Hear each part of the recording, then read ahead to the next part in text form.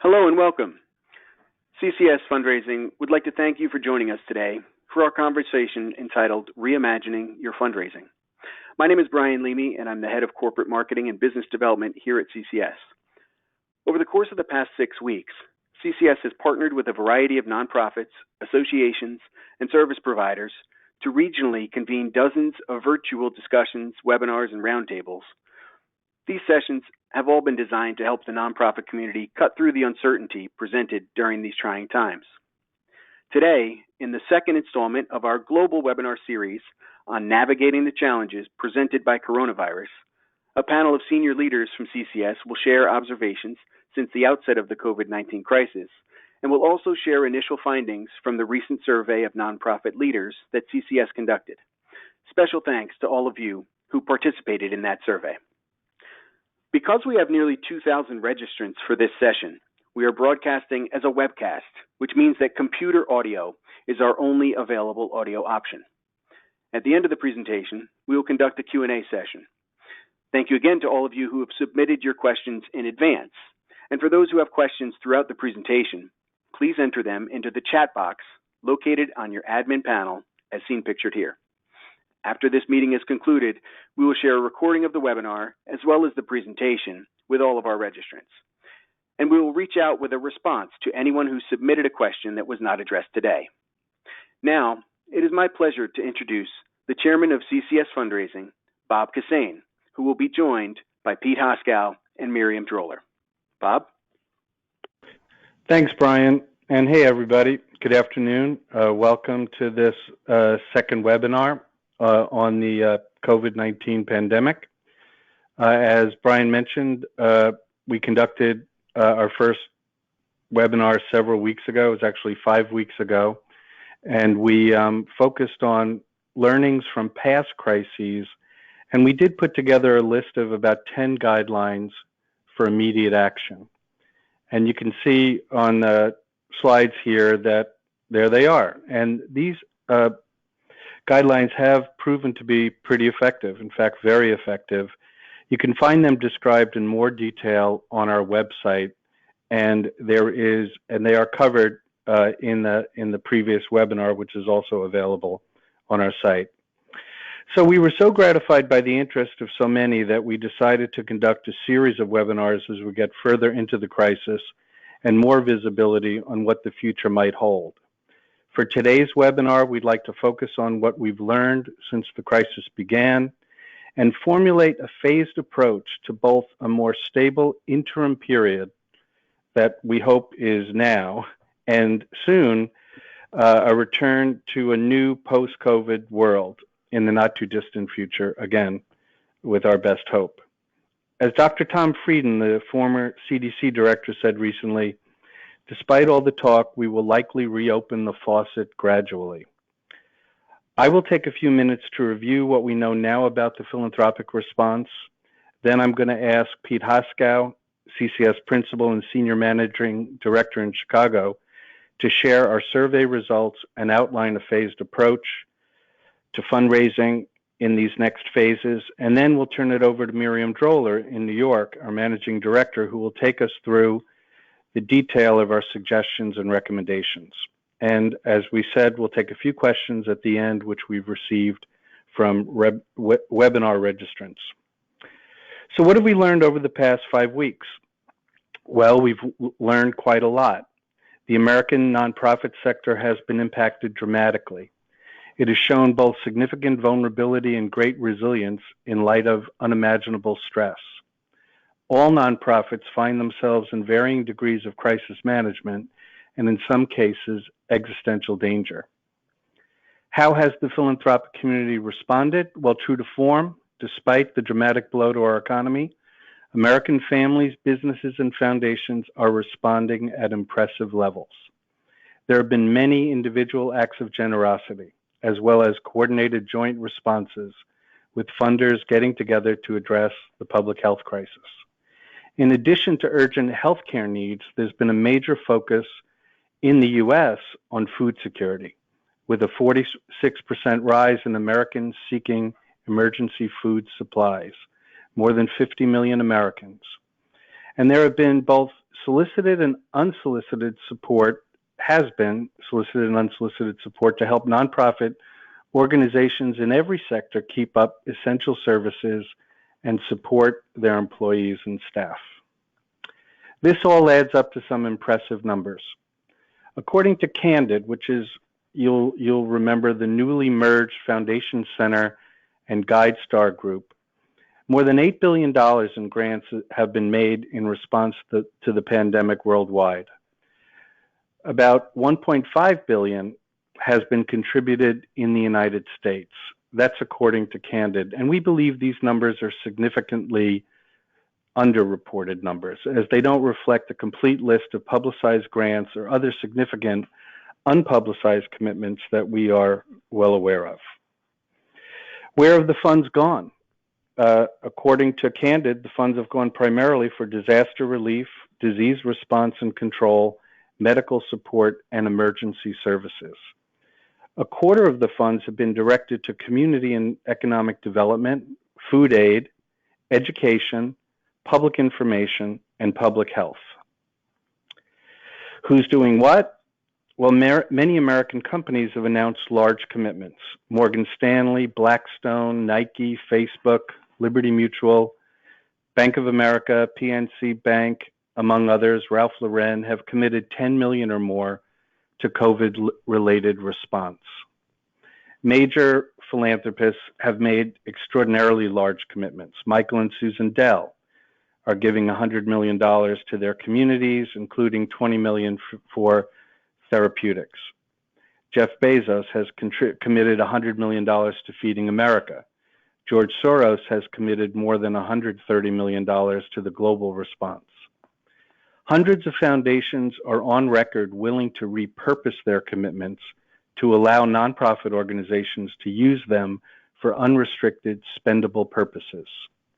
And it's important to note that many donors are funding programs in areas not previously evident as high priorities for them.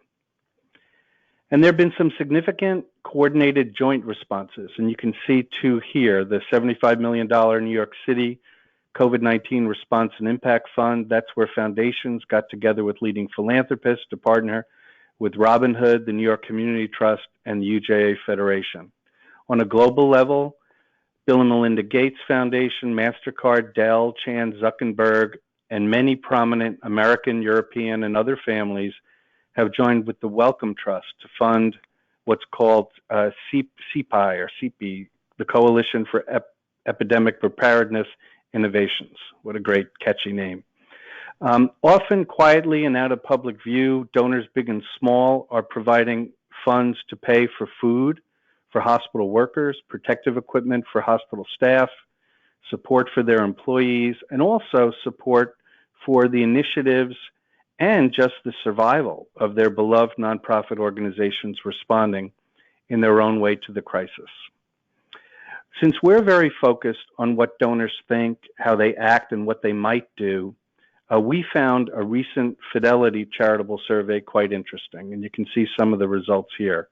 According to their survey of philanthropic individuals, 25% of donors plan to increase their giving at this time, and 54% say they'll maintain their, kind of current or past giving levels. 80% of donors, roughly 80%, say they're concerned about their nonprofit's ability to operate. A third of respondents say they don't have enough information to direct their support effectively. That's really important. A third of the respondents say they don't have enough information to direct their support effectively for COVID-19 response. Most donors don't plan to shift their giving to different organizations in light of the pandemic. They will continue to support their favorite charities. A quarter of donors say they will give to different organizations as a result of the pandemic. And then we note here as well, in terms of where these funds might go, 58%, 60% say of donors plan to contribute domestically, 11% internationally, and 20% to both equally. Really interesting stuff. So let me wrap up before I turn it over to Pete and share a little bit of what we're seeing here at CCS. As you know, CCS, or you may know, CCS works with about 400 or 500 nonprofit organizations every year. We're working with many organizations on the front line, including, the great urban hospitals like New York Presbyterian, Mount Sinai, NYU Langone, Northwestern Medicine, RWJ Barnabas Health, and we're working with those who are conducting critical research like Weill Cornell, MIT, Rutgers, Baylor, National Jewish Health, and the Weizmann Institute. We also have regular input from literally thousands of nonprofits from all sectors, and this gives us a strong perspective on what's happening in real time throughout our country and our world. And I just wanted to highlight 5 things that we're seeing right now that are, to me, significant. The first is that while we're seeing extraordinary acts of generosity, we also see organizations reticent to appeal for funds. And those organizations that are engaging with their donors are getting strong results and some amazing surprises. So it's really surprised me, and I think it surprised Miriam and Pete as well, that people have been really terrific about this. Second thing we've seen is that the crisis has had an uneven impact on nonprofit organizations, even in the same sector with the same demographics. Organizations of similar size and purpose are experiencing the crisis to different degrees, and this is based on their own economics, their operating models, their staffing structures, their endowments, and their reserves. And we've seen a similar unevenness in the economic fortunes and the psyche of donors. Business owners operating in the same sector are experiencing radically different economic circumstances. A third major finding is that, and I think probably the most important, is that donors and stakeholders are willing and available to talk. They're generally interested in how the crisis is impacting organizations they care about, and virtual briefings in all sectors are well attended, and we see a correlated philanthropic response. So this idea of reaching out, talking to people, giving them a sense of what's happening is extremely important.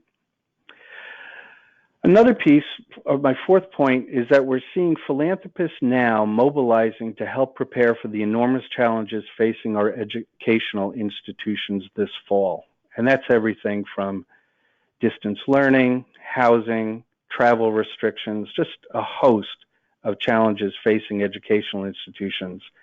And philanthropists are talking with their organizations to try to figure out how to address that.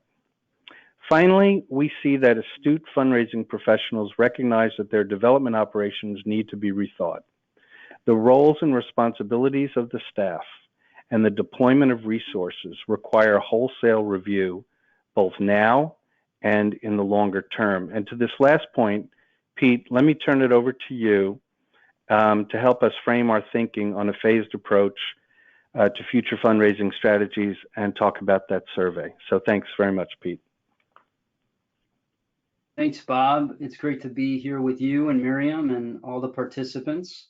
As Bob mentioned, CCS is privileged to be able to partner with upward of 500 nonprofit organizations each year to advance a broad array of fundraising goals.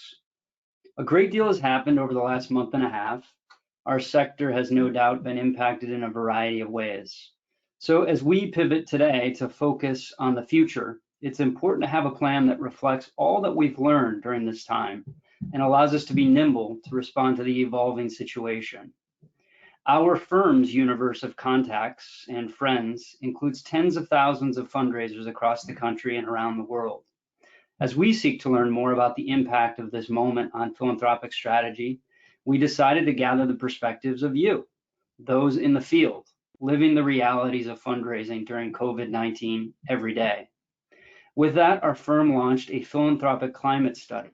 We deployed it just a week ago, last Monday, April 20, to help do our part in gathering the insights on how this truly unique situation is shaping decision-making. To date, we've received more than 700 responses from across all sectors, all types of nonprofit organizations, and our data collection efforts will indeed continue. In the next several slides, we wanted to call out the types of trends that we're already seeing and those that we will continue to monitor.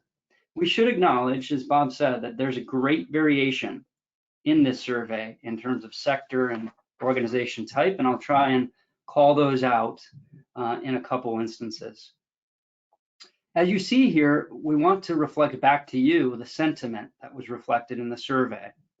To start, these 3 pie charts speak to the overall impact of COVID-19 on fundraising. So across 3 questions here, the impact thus far, the anticipated impact, and the degree of change in appeals. A true high point in these numbers is the more modest impact that's being reported. In our first chart, you see 41% of respondents described only a modest decline. As we look a little bit more deeply into some sector-specific data points, we see that hospitals, health organizations, and human service organizations were more likely to experience an increase. The more modest impact was reported among sectors that we think that we would have thought of as more hard hit, such as religion, performing arts, and culture. However, the second largest share overall, 24% of respondents across all sectors, noted that they are experiencing a significant decline. So there is great variation across all sectors and even in the same sector. There's no one size fits all here. Variance is likely due, as Bob alluded to revenue model, the engagement of organizations' top donors, the region in which they sit. For example, in the South and in the Midwest, respondents were more likely to report a modest increase in fundraising than in the coasts, which in many respects have been harder hit by the COVID crisis. In our middle chart here, we look at the future. We do see an increase in the number of organizations anticipating a significant decline in fundraising, 36%. While many of these respondents are in the education and healthcare sectors, it's interesting to note that associations and cultural institutions in particular are the only 2 sectors where the majority of respondents expect a significant decline in fundraising for 2020. And in the final chart here, most organizations shared that they have maintained about 38% or expanded 27% the appeals that they're carrying forward. Notable exceptions are higher education, and performing arts, whose entire service delivery has been upended as a result of this crisis. This likely speaks to their trepidation to ask for support when their programs have all moved online or they've been suspended altogether. So you can see here, we see a pretty mixed set of reactions in terms of how fundraising appeals are changing. Let's turn to strategy. In the last month and a half, we've shown a light on the power of innovation across our sector. We've been forced to rethink how we can maintain fundraising fundamental best practices while also reacting to the constraints of social distancing. Just today, I saw on the news in the Chicago Tribune a featured article of Mayor Lori Lightfoot, the city of Chicago, teaming up with a cohort of local cultural entities to advance a web-based series called Stay Home, Hit Play, where the mayor is bouncing around town providing virtual field trips of cultural organizations.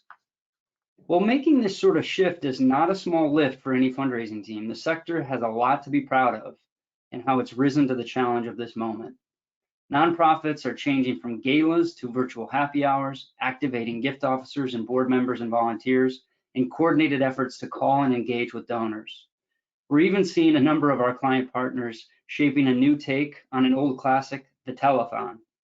We thought those were gone, but we're seeing great success with them.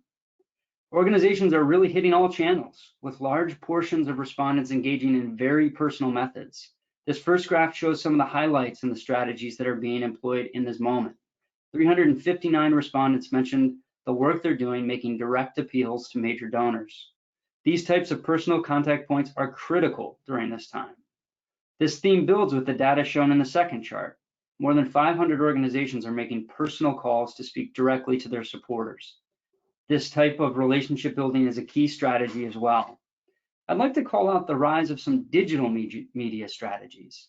It's worth highlighting that when added together, creative virtual engagement opportunities such as briefings, events, and webinars or podcasts have been the most popular method of engaging donors. While this upsurge in digital activity is driven, of course, by these unique times, we think these actions are signs of trends that will be here to stay. The majority of you have launched special emergency appeals during this time, as you see in the right-hand chart, with a fifth of you still considering it. From a sector-specific view, these are most prevalent at organizations that are on the front lines, healthcare and human service organizations. We do also see, however, higher education entities focusing on special appeals where the need to provide added financial assistance has come about, and it's a concern and anticipation that institutions are needing to prepare for a likely decline in revenue as a result of enrollment variances. Let's look now at as we begin to shift to the future, we see two themes that have been very consistent in our data analysis. The importance of staying the course and focusing now more than ever on increasing donor engagement. You'll see these ideas reiterated in the graphs on this page. On the left chart, a strong case for support remains at the forefront. Now, language around COVID programs has made it into the majority of respondents' messaging at this point. Most organizations have changed their case for support in some way. Only 28% report that their case for support remains entirely the same. As it relates to the philanthropic support that is flowing, Bob mentioned some of this. Corporations and foundations have made tremendous gifts across the country and around the globe, and many have stepped up in ways to loosen their grant restrictions and even dip into reserves further than would be regular course. However, individuals remain the primary source of support for nonprofits. Again, tried and true principles are present during this time. As we see here, the majority of support is coming from current donors, major donors, and board members. Finally, on this page, campaigns. Very few of you have canceled or postponed your campaigns. The majority of you, 60%, are continuing campaigns, and 2/3 of that group have modified their campaign in some way. This could be an adjusted timeline or a goal amount, or simply a modification to of the case for support to reflect the current realities in this environment. As we think about our teams and our colleagues and the actions taken towards staffs, a question that is on the mind of so many fundraising program leaders is staff planning. We wanted to touch on this topic during the survey. The majority of organizations have not had layoffs or furloughs, but it's under consideration for many.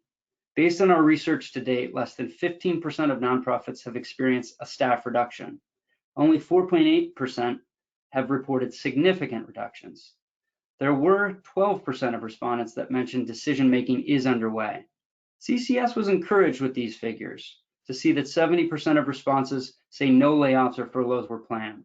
However, we do recognize that this is likely an evolving statistic as the days and weeks of social distancing go on.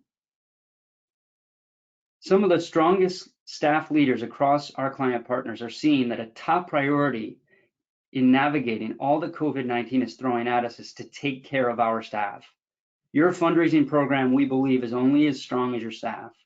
Keeping them engaged and motivated, developing short-term goals, developing activity goals, and increasing regular communication amongst your team, including digital FaceTime with leaderships, and just overall communication transparency. So now, how will the future unfold as we contemplate various re-emergence scenarios? As we continue to adapt our strategies to fit the latest COVID-19 developments, it's important to turn to re-emergence. While the speed at which society emerges from this crisis will vary, as leaders in the field, we need to turn our attention forward. Based on financial modeling, there are numerous scenarios to explore. Conservative, moderate, or aggressive. Any periodical you pick up will guide you in 1, 2, or 3 of these ways. Some of the most aggressive models we're picking up project reemergence to begin as early as Q2 of 2020. More conservative models suggest real emergence doesn't happen until Q2 of 2021. Really, all that is certain is continued change and uncertainty. Little can be precisely predicted. We do know that there's a lot of fundraising activity that will sit between now and the time of full reemergence. So we encourage everyone to start thinking and drafting your plan of action now. Finally, some scenario planning and just contemplating the what ifs that are presented to us. To help you evaluate these different what if scenarios, CCS recommends a series of key steps. Gather your decision makers, including a trusted board member or two so you're ready to take quick action. Identify critical streams of philanthropy and philanthropic revenue over the next 6 to 9 months, including how this might have changed due to shifts in things like your earned organizational revenue. Identify the best case, worst case, and middle ground scenarios that apply to your sector, your region, and your organizational dynamics. Assign primary decision makers for each revenue stream and each stream of actions. The idea is to get all your options on the table, activate team members that can see these initiatives forward, and begin building a series of strategies that can be activated based upon how this crisis continues and how it unfolds. So some questions for you to consider are things like, how is society's reemergence from COVID-19 likely to impact my organization?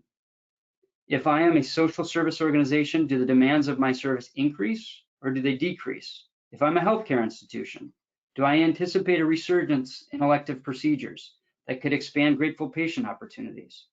What events might be impacted by COVID-19 and how should we switch these approaches? Do I have the tools necessary to maintain a high-functioning digital giving strategy?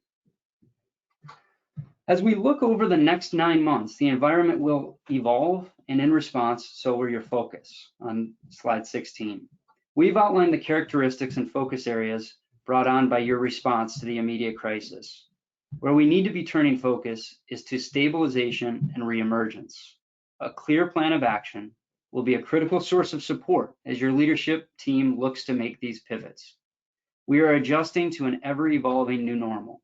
To be ready for whatever is to come, we need to start planning for different scenarios ahead. Allow me to hand the virtual floor to Miriam as she guides us through considerations for fundraising in this new environment. Miriam? Thanks, Pete. So as fundraisers, we know there are 4 key foundational elements for fundraising success. The first is the case. How do we tell our story? Why our organization and why now? The second is leadership. Who are the people who are telling our story? Certainly institutional leaders and development staff, but we also want to think about the role that volunteers can play during this time and going forward. Third, the prospective donor base. Who are our best prospects at each stage? How do we think about and approach different segments of the donor base? And how do we deepen our reach? Fourth, the plan.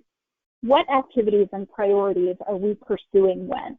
We want to define our systematic and methodical approach, or rather redefine it for this new environment. So how do we think about each of these over the course of the phases that Peter introduced? This arc of immediate crisis to stabilization to reemergence. So first, we want to acknowledge that there are still so many unknowns about the evolution of health considerations, which will impact the timing of each of these phases. Timing will be different based on the sector you're in and the nature of your work and when you can reconvene. Certainly, the size of your organizations and the geographic location will also play a role. Today, we want to offer considerations as you plan for this arc of reemergence, thinking about it as response to recovery to resilience. So in this current moment, you've likely already evaluated your immediate needs and the financial shortfalls you're facing and what you will need to prepare yourself for the stabilization period. You've pivoted your services and your programming. You've implemented cost reduction measures. Your fundraising activity is focused on closing short-term gaps, closing this fiscal year, seeking emergency funding from those who are closest to you, mobilizing board support, possibly a broader appeal, and seeking emergency grants that have popped up as well that Bob alluded to. Regarding your messaging, if your organization is on the front lines, you're likely focused on increased direct needs. If you're not on the front lines, you're focused on the financial and programmatic impact of closures in this current moment on your urgent funding requirements and whatever shortfalls you might be facing. You've adjusted the elements of your fundraising plan. You've canceled your spring events or you've pivoted them to online convening. You've adjusted the tone of your annual appeal dramatically. Those of you who rely on benefits-driven support, you're articulating the importance of supporting the mission, even when you might not be able to deliver services in the same ways that you used to. Those of you who are in campaigns are likely to find yourself adjusting the timeline for closing outstanding asks and for starting new conversations.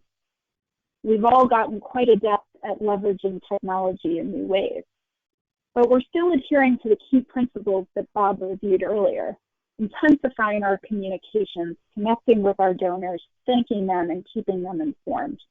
And we've also done a lot of segmentation at the prospect base and starting to develop tailored strategies based on their relationship to us and to the organization. Your leadership that's involved right now is likely internal. Organizational leaders in your development team who are involved in communicating to donors and other stakeholders, and those involved in understanding what the organization's urgent needs are. So now today we want to offer some considerations as some of the uncertainty starts to stabilize and you think ahead to the recovery phase. Organizationally, there are questions you will want to think about and answer. What does our organization look like on the other side? Are we doing a return to pre-coronavirus operations? How do our services or programming change? What are the resources we need to realize this? What is our vision? And how do we redefine the realization of our mission? How do we strengthen the infrastructure and foundation of fundraising in the coming months so that we are able to realize this vision on the other side? What is the muscle that we need to build now? Is it communications? Is it board leadership? Is it refining your programmatic strategic plan? So as we enter the stabilization and recovery phase, some tenets we know will remain the same. Philanthropy is resilient. A mission-centric approach is critical. Fundraising will continue to be relationship-based, and continued communication is the foundation for strong relationship building. Strong leadership will be as important as ever. Organizations who can articulate their needs in the most compelling way will continue to garner support. And segmenting your donor base and developing tailored strategies for each tier will be critical. We also know that we'll have to continue to adapt. We have to anticipate a potential shift. There may be a contraction of some donor segments based on economic impact. There may also be an expansion of others. We need to message new funding priorities as they emerge in our new operations. We want to inspire generosity about a return to activities and impact on the community. We want to present midterm needs and the impact and benefit. We can look to evolve leadership's role. During this phase, we see an opportunity to continue to engage volunteers to help in ways they haven't been engaged to do so before. How can we leverage areas of their expertise to help in organizational planning? How can we mobilize volunteers beyond their generous financial support, positioning them to help us connect with members of our community and steward support? Saying thank you can be so important. We want to look to dive deeper and broaden the prospective donor base. Maintain loyalty among the most committed donors, but also identify opportunities by reassessing and reprioritizing the donor pool based on aligned interests and capacity. We need to continue to segment and focus on how each group can play a role and what recovery funds might there be. How do we see an adjustment to future fundraising plans during this period? As Pete alluded to, online and digital fundraising will continue to be more important. Right now, we're seeing a proliferation of digital engagement strategies, and we anticipate that this will continue as we recover.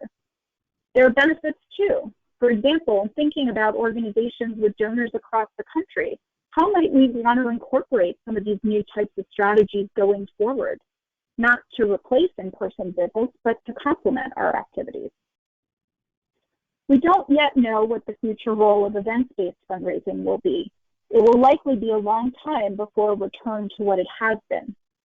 What can we take from some of the innovations that emerged and the reminder of the unique assets that every organization has to continue to present our mission in a dynamic way? As Peter mentioned earlier, some organizations are reducing capacity and development. With a smaller development structure, we need to think carefully about the restructure of roles and responsibilities. and redeploy assets to support our current strategy. During this stabilization, we will also want to think about resuming campaign activity, reevaluating our priorities and the timeline. As we turn to the reemergence resilience phase, with a longer establishment of a new normal, there will be a redefinition and recalibration, possibly even a reimagination of your priorities. You'll be able to resume your core operations, but you'll likely need to redefine your offerings and services. And we need to make sure that we develop the fundraising strategy to support this. Messaging that reaffirms your mission and vision, that reflects a reemergence and an optimism about the future, and inspires generosity. Leadership that continues to play a greater role in fundraising efforts, not only in a personal philanthropic way, but as a true partner to your institution on strategy, on donor engagement, and in developing involvement of others. This supports your longer-term plan. Expand and rebuild the prospective donor base with the economic recovery. And as we think about the defined plan, we know we're going to have to revise the campaign plan. What is the goal? What is the timeline? We need to continue to refine priorities in the case for support. We need to conduct an evaluation of current staffing capacity to support future efforts. Plan for growth and expanded capacity as we can and as is needed. Reconvening. We want to prepare to deepen relationships with donors with the organization and its work. We want to continue to leverage effective tools and strategies developed during the crisis and recovery period. What should events look like in this reemergence? We want to use information and data collected about the constituents' engagements and interests to inform development of solicitation strategies to deepen their investment going forward and support the future goals of the organization. So as we start to put the immediate crisis behind us, we can begin to think about and plan for the reemergence. We hope that the considerations we've offered today will enable you to begin to do just that. And with that, we'd like to move on to questions. Thanks again to those of you who've already submitted in advance. And as a reminder, you can submit additional questions through the chat function, and if we don't address them today, we will be sure to follow up.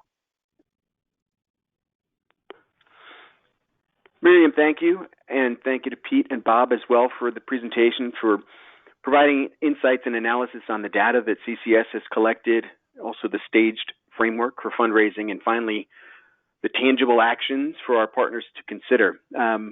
We have a long and growing list of really provocative questions, and thank you for expediently pushing through the presentation to leave us enough time to really field the number of these questions.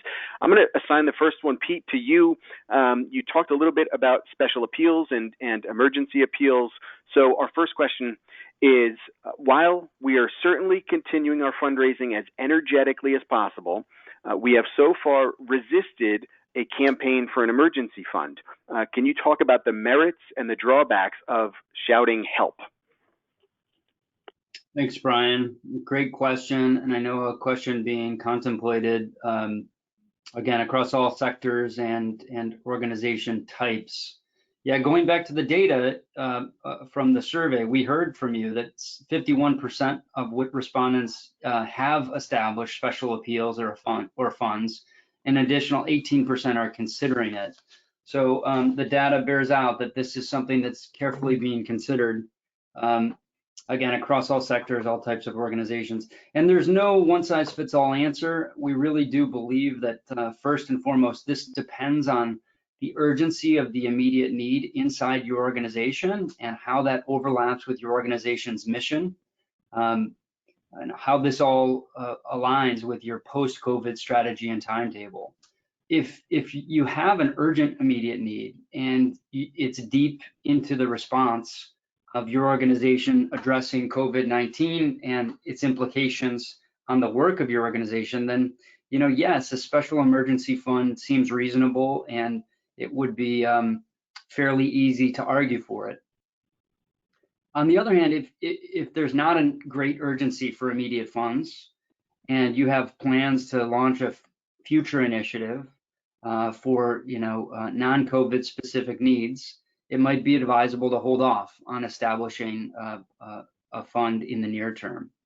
We do believe, though, I think there's a possible middle ground, which would be to keep your stakeholders very well informed in this time about how the crisis is impacting your organization, what you're doing in response, and highlighting examples where donors have done something special. Just that, shining a light on great generosity that has come forth, oftentimes effectively motivates others to see themselves in supporting your continued work. So we hope that that's helpful to the great question, and recognize that it is not a declarative yes or no, but hope the framing serves useful. Excellent. Thank you, Pete.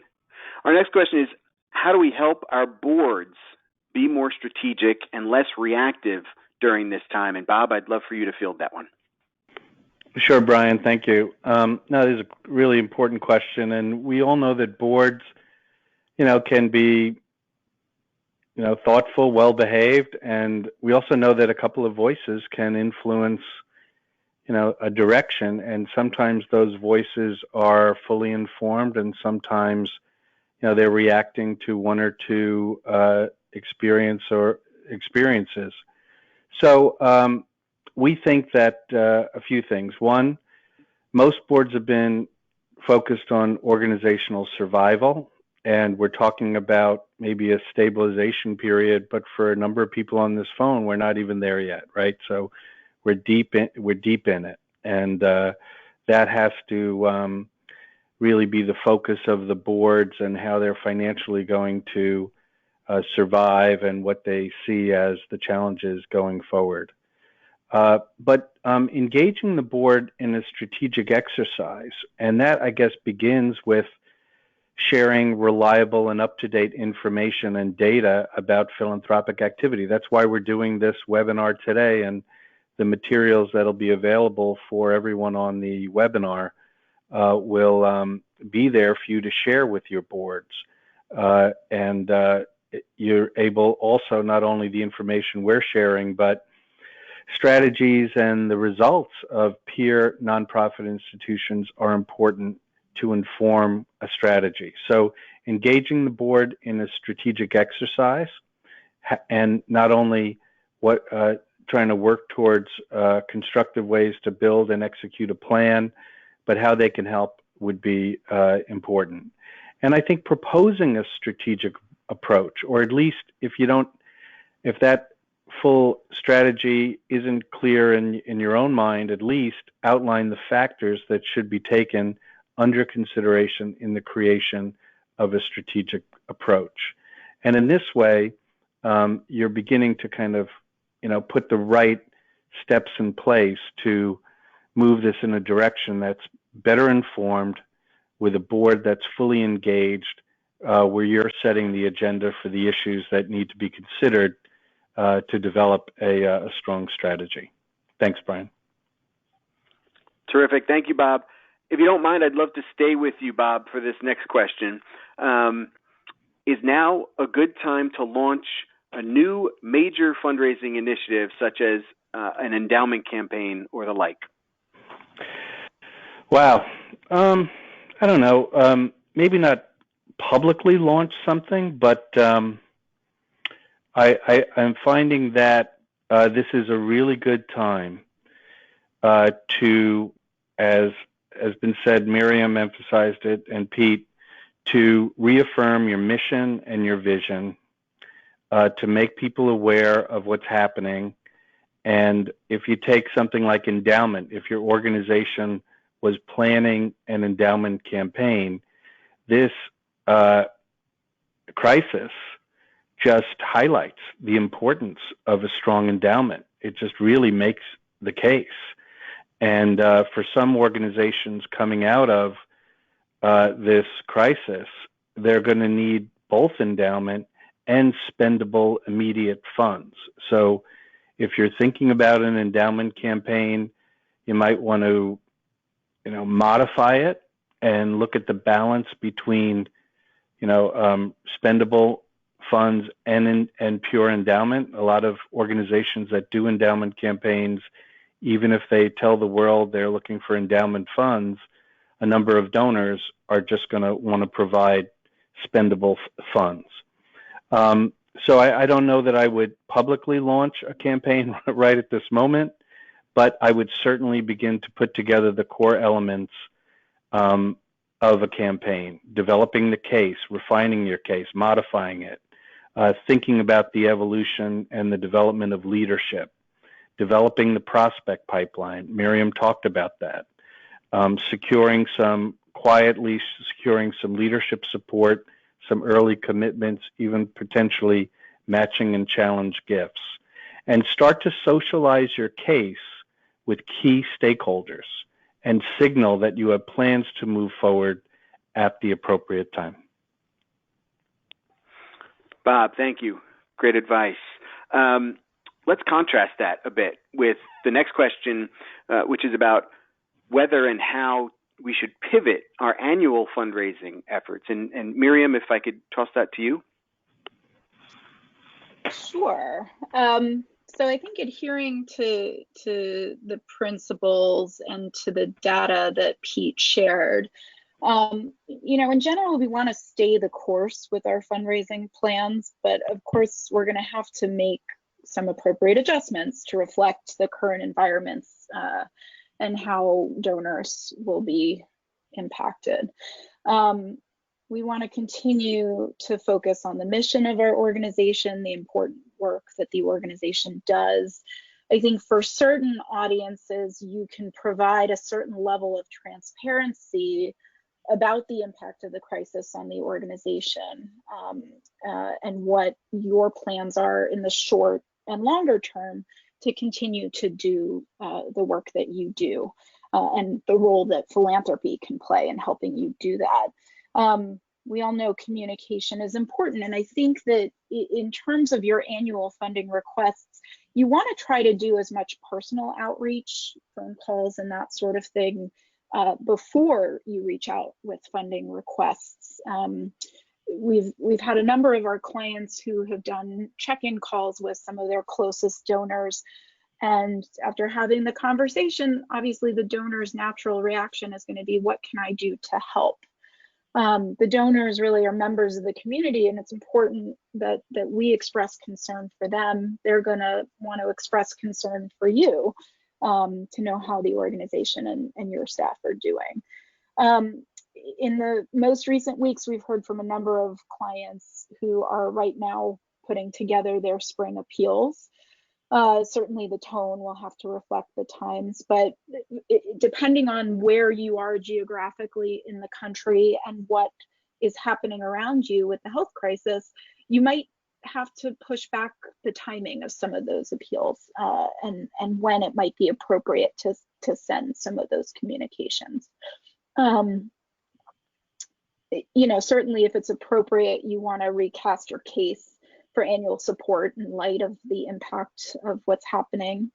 And there might be some essential needs that are less obvious, but also core to your mission as you go forward. Certainly, we want to think about asking for increases from our annual fund donors. In some cases, you might want to accelerate some support. So thinking about people who tend to do their giving later on in the year, there might be an opportunity to secure their gifts earlier. Many of you are thinking about the galas, as I mentioned earlier, too. But you need to think about whether an online format makes sense for you as a fundraiser in its own right, and you can ask donors to pivot their gala support in lieu of an event, or if you want to use the event as an engagement opportunity. I just also say that a number of our clients are leveraging matching opportunities, so securing support from either board members or kind of a close cohort of donors, which they're then taking out to the broader audience to try and generate some additional support. Miriam, if I could stay with you for the next question, because it's a bit of a double click on just a particular segment or two segments of donors. And so the question is, how do you think donor advised funds and private foundation giving will be impacted? So let me take the foundations piece first. I know a number of foundations have stepped up already. They're keenly aware of the pressure that their grantees are under. So I know we've been talking to a number of our foundation partners. They've made adjustments in terms of their application and reporting processes, and they're offering some real flexibility to their grantees in terms of reallocating programmatic support to general operating, which I know is welcome by the grantees. We're starting to see foundations stepping up with relief funds, as Bob alluded to earlier, and I expect that over the course of the next several weeks and several months, we're going to continue to see more of that. I always urge my clients, sometimes there's a tendency with foundation donors to think about what happens behind the curtain. But, you know, I think foundations want to be organizational partners in this. So I think really treat them as your partners, share with them the concerns that you have and how you're thinking about your future. And they will work with you to help you succeed in that front. Regarding donor advised funds, you know, I point to the fidelity data that Bob shared earlier. During previous downturns, those folks who were generous and philanthropic continued to be generous and philanthropic. I think during 2008, we only saw a delta in terms of philanthropy of 5%. From peak to trough in terms of philanthropy drop off. So philanthropy is resilient and donors are as well. In the survey that Bob shared earlier, I think there was a third of the folks planned to increase their donations, and the majority of folks wanted to continue to stay the course. And we know that when there are contractions, people tend to contract the number of organizations that they support, but they continue to be generous to their top philanthropic priorities. Excellent. Thank you, Miriam. I think we do have time for one final question. And Pete, I'd direct this one to you. Overall, what fundamental tactics should we use to communicate with our donors to build confidence? Thanks, Brian. Great question. And I think everyone gathered here today can attest to the fact that these last 6 weeks have been a remarkable classroom and learning lab in terms of means of communication and just innovations, frankly. We've been humbled by the creativity and the stick-to-itiveness, if you will, of our client partners across all sectors. It's really been heartening. And, you know, we do believe, I think, as has been proven in past crises that we face, that a crisis is it's an opportunity really to expand and to build upon the relationships you have. It's not a zone in which you're going to have great success seeking and securing new stakeholders, but those that you have, those who have been there for your organization over the years, they want to hear from you. They want to understand how this pandemic is impacting your organization, the delivery of your mission, and how you have been able to respond to those things. That's information that is desired by your key stakeholders. So our best advice is to, you know, be reminded of that, be courageous, be proactive. And in doing that, you know, the work is to demonstrate clearly that you have a thoughtful response plan, and to do so in a way where you're conveying with clarity that that response plan can indeed amplify and extend the mission of your organization. All the while demonstrating the critical relevance of your organization and your work, and you know, really highlighting examples of great generosity. So we are, you know, quite committed to the need to keep on and continue to communicate using the various channels that were identified in the survey. We mentioned that when taken together, the more creative digital outreach methods were the majority of responses provided by survey respondents. We believe pretty firmly that this wouldn't have been the case 8 weeks ago. And it'll make an impact, an indelible impact on the way that we as leaders inside of philanthropy and fundraisers will carry out communication after this pandemic settles and passes. So just some really remarkable and clever and creative outreach tactics. Thanks for the question, Brian. Pete, thanks for the thoughtful response. Bob, Miriam, Pete, thank you all for the presentation and for the thoughts in response to these provocative questions. We mentioned before that we have a long list of questions. We will absolutely reach out with a response to anyone who submitted a question that we didn't get a chance to address today. I want to thank you so much for spending your time with us today. And as we mentioned earlier, not only will we answer the submitted questions, but we will be sharing a recording of the webinar as well as copies of the slides used during this presentation with everyone who was registered. Thank you again for all that you do, for your leadership, and for your commitment to such important missions. We at CCS hope that above all else, you stay safe, and we look forward to seeing you all again as soon as we can. Take care.